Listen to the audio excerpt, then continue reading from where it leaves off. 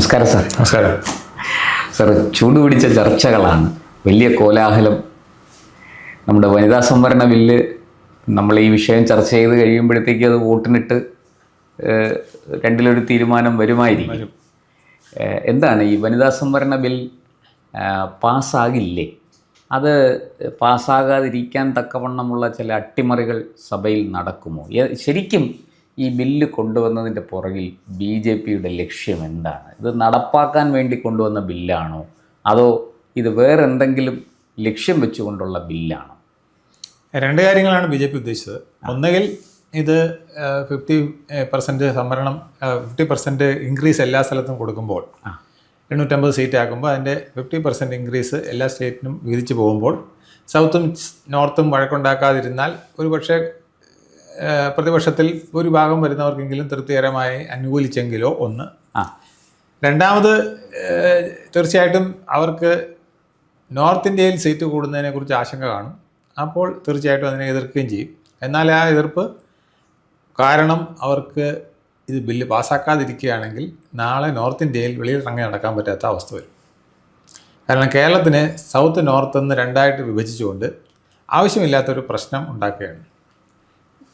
കേരളത്തിൽ 20 സീറ്റ് 30 ആകുന്നു. അത് വളരെ സന്തോഷമാണ്. തമിഴ്നാട്ടിൽ 39 59 ആകുന്നു. അതും വളരെ സന്തോഷമാണ്. കർണാടകയിലും അതുപോലെ തന്നെ സീറ്റ്. യെസ്, ആന്ധ്രയിലും എല്ലായിടത്തും വർദ്ധിക്കുന്നു. അപ്പം ഗോവ വരെ അതൊന്നും ഒരു പ്രശ്നമല്ല. പക്ഷേ പ്രശ്നം എവിടെയെന്ന് വെച്ചാൽ UP-യിൽ 80 125 ആകുന്നു. അത് സഹിക്കാൻ ബുദ്ധിമുട്ടാണ്. കാരണം അവിടെ ബീഹാറിൽ അതുപോലെ, രാജസ്ഥാനിൽ അതുപോലെ. യെസ്, കാരണം അവിടെ ഒന്നും ഞങ്ങൾ ജയിക്കുന്നത് കുറവാണ്. ഞങ്ങൾ ജയിക്കുന്ന കുറവുള്ളിടത്ത് കൂടുതൽ സീറ്റ് വന്നാൽ അതിലെല്ലാം നിങ്ങൾ ജയിച്ചാൽ എന്ത് ചെയ്യും? പക്ഷേ ഈ ഞങ്ങൾ തോൽക്കുന്നത് എവിടെയാണ്?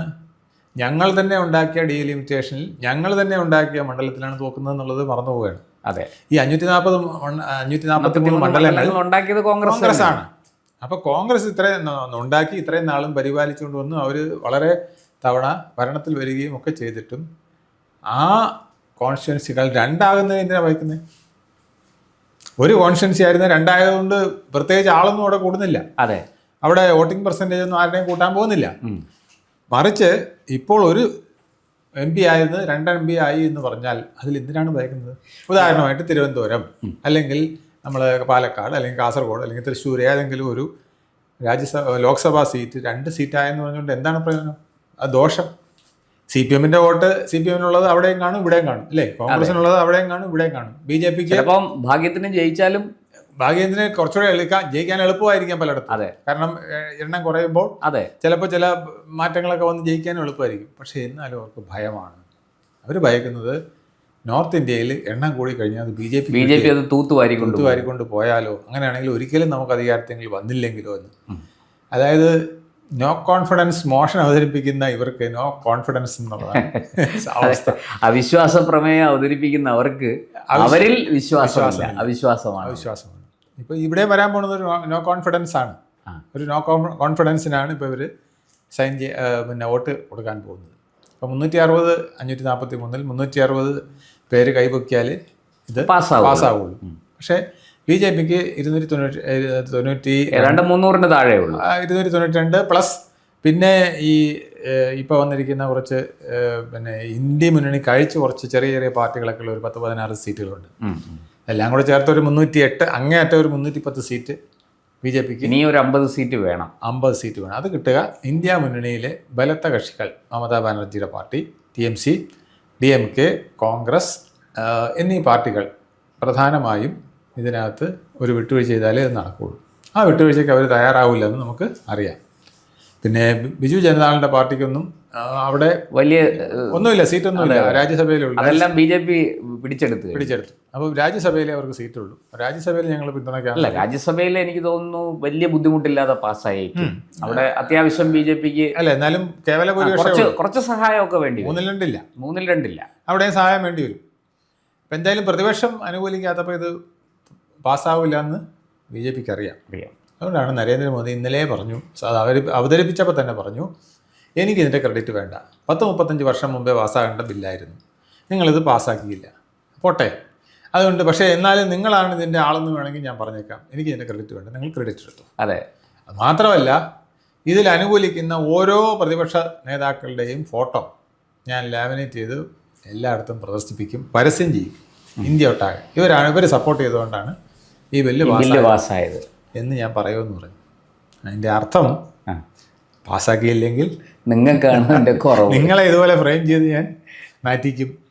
ഇതിൻ്റെ ഉള്ളിൽ നിങ്ങളെ ഫ്രെയിം ചെയ്യും. പാസ്സാക്കിയാൽ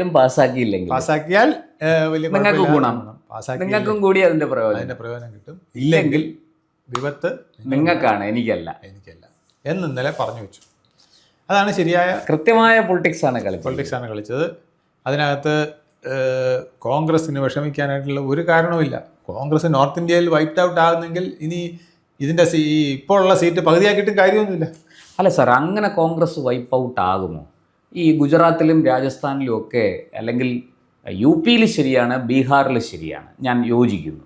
പക്ഷേ മഹാരാഷ്ട്രയിലും ഹരിയാനയിലും ഈ നമ്മളിപ്പോൾ പറഞ്ഞ ഗുജറാത്തിലും രാജസ്ഥാനിലും ഒക്കെ കോൺഗ്രസ്സിന് ഇപ്പോഴും ഒരു 10-35% വെച്ച് വോട്ടുള്ള സ്ഥലങ്ങളാണ്. പക്ഷേ അത് ഓരോ നിമിഷവും അവർ കുറച്ചുകൊണ്ടിരിക്കുകയാണ്. നിങ്ങൾ ന്യൂനപക്ഷങ്ങൾക്ക് വേണ്ടി മാത്രം നിൽക്കുമ്പോൾ നിങ്ങൾക്ക് ആര് സപ്പോർട്ട് ചെയ്യും? ന്യൂനപക്ഷങ്ങൾ മാത്രമേ. അല്ല, അത് അവരുടെ കയ്യിലിരിപ്പ് കൊണ്ടല്ലോ. അതാണ് അവർ വരുന്ന പ്രശ്നം. ഇപ്പോഴും ഇവിടെ പറയുന്നത് എന്താ? ഈ സംവരണത്തിൽ, ഈ വനിതാ സംവരണത്തിൽ മുസ്ലിം സംവരണം വേണം. അപ്പോൾ അതിൻ്റെ അർത്ഥം എന്താണ്? അതൊരു ഇവർ ഉദ്ദേശിക്കുന്നത് ഇപ്പോൾ അവർ പറയുന്നത് എന്താ? സൗത്ത് ഇന്ത്യയിലെ വീക്കെൻഡ് ചെയ്യുന്നു. എങ്ങനെ സൗത്ത് ഇന്ത്യ വീക്കെൻഡ് ചെയ്യും?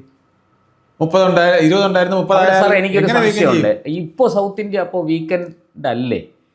അതിനേക്കാൾ വീക്കെൻഡ് ആണ്. ഇപ്പൊ ശരിക്കും പറഞ്ഞാൽ സൗത്ത് ഇന്ത്യ ഈ പുതിയ ഇത് നടപ്പാക്കി കഴിയുമ്പോൾ ഉണ്ടാകും കുറെ കൂടെ എംപിമാർ വരും. അതെ, കുറെ കൂടെ ശക്തമായിട്ട് നമുക്ക് പല അതിനേക്കാൾ ദുർബലമാണ് ഇപ്പോൾ നിലവിലെ സാഹചര്യം. തീർച്ചയായിട്ടും.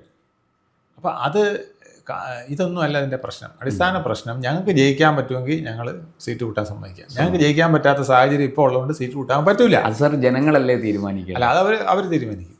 കാരണം ഈ നാട്ടിൽ ഇന്ന് വരെ അവരങ്ങനെ തീരുമാനിച്ച് ശീലിച്ചിട്ടേ ഉള്ളൂ. വേറെ ആരും അവർക്ക് എതിർത്ത് ഡൈനാസ്റ്റി ഭരണവും ഏകാധിപത്യവും എല്ലാം ചേർത്ത് അവർ 10-70 വർഷം ഭരിച്ചല്ലോ.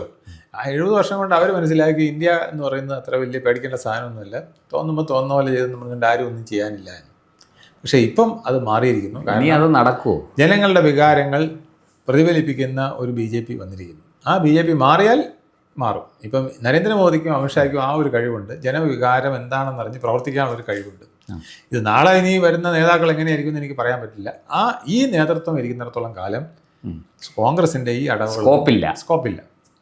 അപ്പം അത് അവർക്ക് പൂർണ്ണമായി ഉള്ളത് കൊണ്ടാണ് അവർ ഇതിനെ വച്ച് താമസിപ്പിക്കുന്നത്. ഇപ്പോൾ പണ്ട് പറഞ്ഞ പോലെ ഇപ്പം ഇന്നും നമ്മുടെ പ്രതിപക്ഷ നേതാവ് രാഹുൽ ഗാന്ധിയുടെ പ്രസംഗം കേട്ടു ഞാൻ. പാർലമെൻറ്റിൽ അദ്ദേഹം പറഞ്ഞത്, there is a women's bill, that is not this bill, the bill which passed in 2023. അതായത് 2023 പാസ്സായ ബില്ലാണ് യഥാർത്ഥ വനിതാ ബിൽ. ഇത് വനിതാ ബില്ലല്ല. എന്താ കാരണം? അത് നമ്മൾ പറഞ്ഞിരിക്കുന്നത് 2029 സെൻസസും കഴിഞ്ഞ് 2036 നമ്മൾ നടപ്പിലാക്കും എന്ന് പറഞ്ഞതാണ് യഥാർത്ഥ വനിതാ ബിൽ. പെട്ടെന്ന് വനിതകൾക്ക് സംവരണം കൊടുക്കുന്ന ബില്ല് വനിതാ ബില്ലല്ല. 10-15 വർഷം കഴിഞ്ഞ് സംവരണം കൊടുക്കുന്ന ബില്ലാണ് വനിതാ ബിൽ. ഞങ്ങളെ സംബന്ധിച്ചിടത്തോളം വനിതാ ബില്ലെന്നാണ് അദ്ദേഹം പറഞ്ഞത്. ഈ വിധത്തിലാണ് സത്യത്തിൽ സാർ ഇങ്ങനൊരു നിലപാടെടുക്കുമ്പോൾ ഇത് നമ്മൾ പഴയ കാലമൊന്നുമല്ല. ഇന്നിപ്പോൾ ഇന്ത്യയിലെ സ്ത്രീകളെന്ന് പറയുന്നത് അത്ര മോശക്കാരൊന്നുമല്ല. അവരുടെ കൈവശവും ഈ മൊബൈലും വാട്സാപ്പും ഫേസ്ബുക്കും ഒക്കെ ഉണ്ട്. ഈ വിവരങ്ങളെല്ലാം സോഷ്യൽ മീഡിയ വഴി അവരുടെ കൈകളിലേക്കും എത്തുകയല്ലേ. ഒരു സാധാരണ വീട്ടമ്മ പോലും ഇന്ന് ഇതിനെക്കുറിച്ച് നാളെ മുതൽ ബംഗാളിൽ, ആസാമിൽ, തമിഴ്നാട്ടിൽ കേൾക്കാം നിങ്ങൾക്ക്. നരേന്ദ്രമോദി വരുമ്പോൾ പറയൂ. ഇത് അദ്ദേഹത്തിന് അറിയാതെ എങ്ങനെ പറയണം, എങ്ങനെ പ്രസന്റ് ചെയ്യണമെന്നറിയാം. അതിൻ്റെ അകത്ത് പൊളിറ്റിക്സ് എങ്ങനെ കൈകാര്യം ചെയ്യണം എന്ന് തീർച്ചയായിട്ടും അറിയാം. അത് അദ്ദേഹം പറയുമ്പോൾ ഇവർക്ക് ബബ്ബ പറയേണ്ടി വരും. ഈ ന്യായങ്ങളൊന്നും പറഞ്ഞു നിൽക്കാൻ പറ്റില്ല. മറുപടി ഇല്ലാതാവും. വേറെ ഏറ്റവും വലിയ വിഷമം എന്തറിയാമോ? ഈ ദക്ഷിണേന്ത്യയിൽ ഇന്നല്ലെങ്കിൽ നാളെ കോൺഗ്രസിന്റെ ഈ ശക്തി ഇല്ലാതാവും.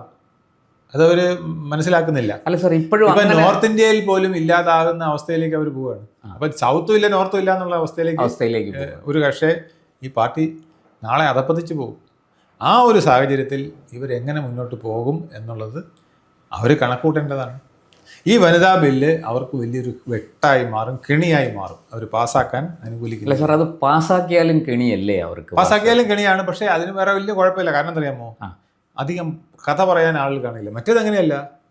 ഇതാ കോൺഗ്രസ് മൈനോറിറ്റിയെ സംരക്ഷിക്കുന്നു, മുസ്ലിങ്ങളുടെ സംവരണമാണ് ഇതിനകത്ത് വേണമെന്ന് പറയുന്നത്, ആവശ്യപ്പെടുന്നത്. എങ്കിലേ അത് വനിതാ സംവരണം ആവുള്ളൂ എന്ന് പറയുന്നു. രണ്ടാമത്തേത്, സൗത്ത് ഇന്ത്യയിലെ ചില സംസ്ഥാനങ്ങൾക്ക് അധികാരം കുറയുന്നു, പവർ കുറയുന്നു എന്നാണ് പറയുന്നത്. ഞങ്ങൾക്ക് മനസ്സിലാകുന്നില്ല അതെങ്ങനെയാണെന്ന്. ആ പോളറൈസേഷൻ വരുമ്പോൾ അതിന്റെ എഫക്റ്റ് എവിടെയാ പോകുന്നത്? അത് കോൺഗ്രസിലാണ് വലിയ തിരിച്ചടി. കേരളത്തിലും തമിഴ്നാട്ടിലും ഒന്നും വലിയതായിട്ട് ഈ കാര്യം പറഞ്ഞുകൊണ്ട് പ്രത്യേകിച്ച് ആരും വോട്ട് ചെയ്യാൻ പോകില്ല. പക്ഷെ നോർത്തിൽ അങ്ങനെയല്ല. അവര് വളരെ കട്ടക്ക് ചിന്തിക്കുന്ന ആൾക്കാരാണ്. എനിക്കെന്ത് ബെനിഫിറ്റ്, എനിക്ക് ഇത്രയും നാൾ വന്ന പീഡനങ്ങൾ, ഈ വിഭജനത്തിന്റെ ദോഷങ്ങൾ, ഇതിലൊക്കെ വന്ന കാര്യങ്ങൾ എങ്ങനെ അതെല്ലാം അവർക്ക് മനസ്സിൽ കിടപ്പുണ്ട്. അതുകൊണ്ട് അവിടെ ഇത് പെട്ടെന്ന് വിൽക്കും. അതിങ്ങനെ തലമുറ പകർന്നു കൊടുത്തു പോവുകയാണ്. അത് അവർക്ക് ഭയങ്കരമായിട്ട് അഫക്റ്റ് ചെയ്യും. അത് കോൺഗ്രസിന് നാളെ ദോഷമായി വരും. ഈ ദോഷം വരുന്ന ഒരു വലിയ തന്ത്രമാണ് BJP ഇപ്പോൾ പ്രയോഗിച്ചിരിക്കുന്നത്. ശരിക്കും പറഞ്ഞാൽ ഇതിന്റെ ഫലമായിട്ട് അവർ ഇല്ലം ചുടുകയാണ് ചെയ്യുന്നത്. എലിയെ പേടിച്ച് ഇല്ലം ചുടുകയാണ്. കഴിച്ചിട്ട് ഇറക്കാനും വയ്യ, മതിരിച്ചിട്ട് തുപ്പാനും വയ്യ എന്ന് പറയുന്ന ഒരു അവസ്ഥയാണ്. ഇത് മോദി നല്ല ഒന്നാം തരം പണിയാണ്. ഈ പണിയിൽ നമ്മൾ ഇന്നലെ പറഞ്ഞ പണികളെ പോലെ അല്ല. വഖഫ് ബില്ലിന്റെ കാര്യം പറഞ്ഞ പോലെയോ ആർട്ടിക്കിൾ 370 പൗരത്വ നിയമം പറഞ്ഞ പോലെയല്ല. ഇത് 50% വോട്ടാണ്. വനിതാ സംവരണം എന്ന് പറയുമ്പോഴേ ഇന്ത്യയിലെ 50% വോട്ട് എങ്ങോട്ട് പോകണമെന്ന് വളരെ കൃത്യമായിട്ട് പ്രൊപ്പഗേറ്റ് ചെയ്യാനുള്ള മിഷനറി BJP കൊണ്ട് അത് അവർ മുതലാക്കിയാൽ മുതലാളി ഔട്ടാവും. എന്തായാലും നമുക്ക് കാത്തിരുന്ന് കാണാം സാർ. ഒരു പറയുന്നത് പോലെ ഇതിൻ്റെ നമ്മളിത് നമ്മുടെ ഈ വീഡിയോ എയറിലേക്ക് വരുന്ന സമയത്ത് രണ്ടിലൊന്ന് കല്ലും നെല്ലും തിരിഞ്ഞു കാണും. പക്ഷെ എങ്കിലും ഇതിന്റെ അനുരണനങ്ങൾ എന്താണെന്നുള്ളത് നമ്മൾ ഈ വരുന്ന 29 ഇലക്ഷൻ വരെ ഇത് അതിശക്തമായിട്ട് വരും. 29 ഇലക്ഷനിൽ നരേന്ദ്രമോദി പറയാൻ പോണത്, വനിതാ ബിൽ പാസ്സാക്കാൻ എനിക്ക് അന്ന് കഴിയാത്തത് 360 പേര് എന്നോടൊപ്പം ഇല്ലാത്തത് കൊണ്ടാണ്. അതുകൊണ്ട് 400 ബാർ എനിക്ക് 29 തരണം, എങ്കിലേ എനിക്കിത് പരിഹരിക്കാൻ പറ്റുള്ളൂ എന്ന് പറയും. ഇവിടുത്തെ സ്ത്രീകൾ 50% വോട്ട് ചെയ്യും. അതിൽ ബഹുഭൂരിപക്ഷവും BJPക്ക് അനുകൂലമായിട്ട് വോട്ട് ചെയ്യും. അന്ന് തലകുത്തി മറിയും. ന്യൂനപക്ഷങ്ങളുടെ കുറേ വോട്ട് കിട്ടിയിരിക്കും. ബാക്കി എല്ലാ വനിതകളും തിരിച്ച് വോട്ട് ചെയ്താൽ തഥൈവ. അല്ല, ഇപ്പൊ തന്നെ ഈ മുത്തലാഖ് വന്നപ്പോഴും മുസ്ലിം സ്ത്രീകളുടെ വോട്ട് BJPക്ക് കിട്ടുന്നുണ്ട്. അത് തടയാൻ ഉത്തരേന്ത്യയിൽ കോൺഗ്രസിന് കഴിയുന്നില്ല. പല സ്ഥലത്തും UPയിലൊക്കെ മുസ്ലിം ഭൂരിപക്ഷ പ്രദേശങ്ങളിൽ പോലും ഹിന്ദു സ്ഥാനാർത്ഥികൾ ജയിക്കുന്നതിന്റെ കാരണം അതാണ്. തീർച്ചയായിട്ടും. അപ്പോൾ കോൺഗ്രസ് മറ്റൊരു പുലിവാല് കൂടെ പിടിച്ചിരിക്കുകയാണ്. അതെ, എന്തായാലും നമുക്ക് കാത്തിരുന്ന് കാണാം. നന്ദി. കൂടുതൽ വാർത്തകളും വിശേഷങ്ങളും നേരിട്ട് ലഭിക്കാൻ ജനങ്ങളിൽ നിന്ന് ജനങ്ങളിലേക്ക് ജനഭൂമി ന്യൂസ് സബ്സ്ക്രൈബ് ചെയ്യൂ. ബെൽ ബട്ടൺ അമർത്താനും മറക്കരുത്.